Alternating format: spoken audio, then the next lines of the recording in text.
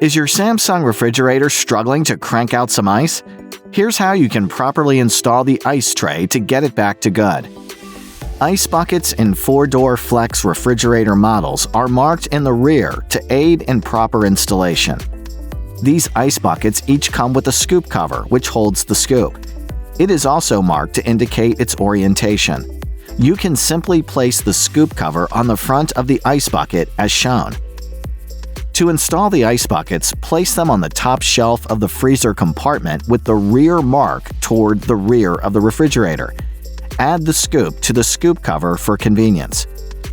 If the ice buckets are placed backwards in the freezer compartment, the ice maker will be blocked by the scoop cover and no ice will be produced. Turn them around to resume ice making. Your freezer's now ready to start making fresh ice cubes for your next cold beverage.